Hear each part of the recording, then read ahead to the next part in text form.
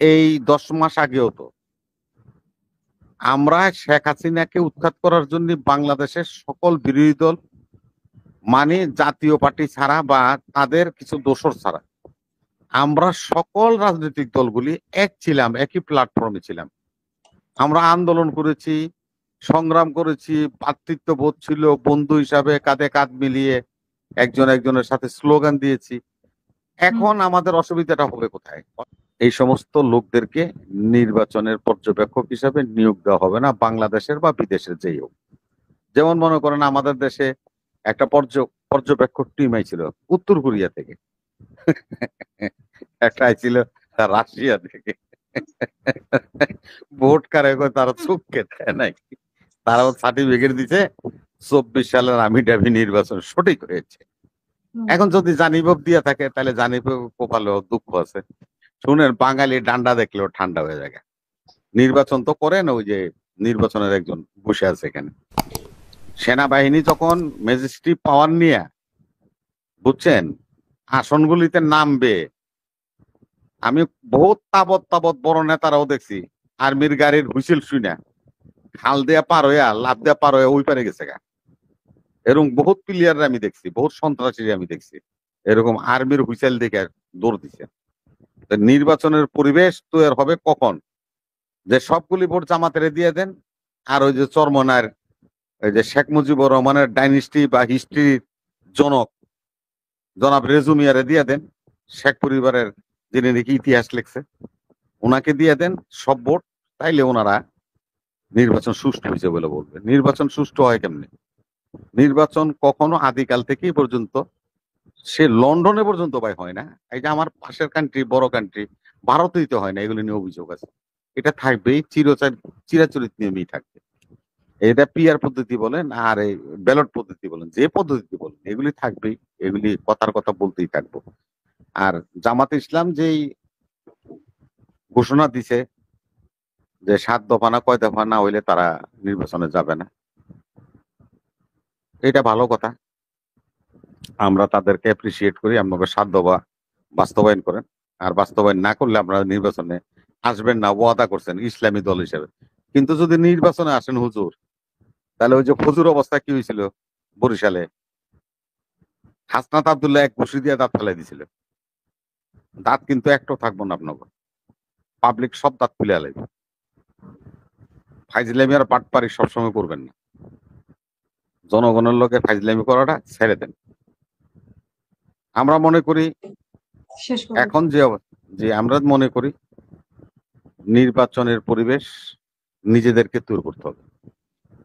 আমরা যদি নিজেদের মধ্যে সৌহার্দ্যপূর্ণ ভাব রাখি, ভ্রাতৃত্বপূর্ণ ভাব রাখি, একে অপরের সাথে যদি মিলে আমরা কাজ করি, ভাই এই 10 মাস আগেও তো আমরা শেখ হাসিনাকে উৎখাত করার জন্য বাংলাদেশের সকল বিরোধী দল, মানে জাতীয় পার্টি ছাড়া বা তাদের কিছু দোসর ছাড়া, আমরা সকল রাজনৈতিক দলগুলি এক ছিলাম, একই প্ল্যাটফর্মে ছিলাম। আমরা আন্দোলন করেছি, সংগ্রাম করেছি, ভ্রাতৃত্ববোধ ছিল, বন্ধু হিসাবে কাঁধে কাঁধ মিলিয়ে একজন একজনের সাথে স্লোগান দিয়েছি। এখন আমাদের অসুবিধাটা হবে কোথায়? অসুবিধা তো আমি দেখিনি। আর একটা কথা হলো, নির্বাচন কমিশন বলেছে নির্বাচন চ্যাপ্টার তো আপা এটা শেষ করে দিই। এই যারা নাকি আপনার এই অবৈধ সরকারের 3টা নির্বাচন কভার করছে, পর্যবেক্ষক টিম, এবং তারা সার্টিফিকেট দিয়েছে, এই সমস্ত লোকদেরকে নির্বাচনের পর্যবেক্ষক হিসাবে নিয়োগ দেওয়া হবে না, বাংলাদেশের বা বিদেশের যেই হোক। যেমন মনে করেন আমাদের দেশে একটা পর্যবেক্ষক টিম আইছিল উত্তর কোরিয়া থেকে, একটা আইছিল রাশিয়া থেকে। ভোট কারে তারা চোখকে দেয় নাই, তারা সার্টিফিকেট দিছে 24 সালের আমির ডামি নির্বাচন সঠিক হয়েছে। এখন যদি জানিবব দিয়া থাকে তাহলে জানিব কপালেও দুঃখ আছে। জানিবব প্রতিবাদ স্বরূপ পর্যবেক্ষণ রিপোর্টই জমা দেয়নি। না আমি ওইটা ভাই, আমি আপনাকে আমি একটা সংগঠন নিয়ে কথা বলতেছি, ব্যক্তি নিয়ে তো কথা বলছি না। কি করেছে সেজন্য জানান দিলাম একটা প্রতিষ্ঠান। ভাই আমি জানিবব থাকবে কিনা, থাকবে যদি এরকম সার্টিফিকেট ভুলে চোখে কোনো জায়গাতে দিয়ে থাকে, আর যদি এটা চিকনে কেউ ভাই, আজকে তো ভাই ডিজিটাল যুগ, সার্চ দিলে বাইরে জি। যায়, যদি বাইরে যায় মানে কমিশন কোথাও খুঁজে পাবেন না, কারণ আমরা জমা দিলে তো আপনি পাবেন। আমরা পর্যবেক্ষণ রিপোর্টই জমা দিই প্রতিবাদ স্বরূপ অন প্রোটেস্ট। 18-তে আমরা যে এই পর্যবেক্ষণ রিপোর্টটা দিয়েছিলাম সেটা বিএনপি পার্টিসিপেট করেছিল বলে আমরা সেখানে বলেছি যে আপনার ত্রুটিপূর্ণ ভাবে নির্বাচনটি অনুষ্ঠিত হয়েছে, কিন্তু আপনার পার্টিসিপেশন এনশিওর হয়েছিল বলে প্রতীয়মান হয়েছে। আপনি তো নাজমুল ভাই কিন্তু জানেন যে শফিকুর রহমানের মিসেস তালেয়া রহমানের একটা পর্যবেক্ষক টিম ছিল আপনার মতো, জানি বেগম মতো, কিন্তু হাসিনা কিন্তু এটা বাতিল করে দিয়েছিল। যখন চিত্রটা আপনার ইন্টারনেটে সমস্যা করতেছে, আমি রবি ভাই থেকে শুনে নেই, শেষ করবেন রবি ভাই প্লিজ।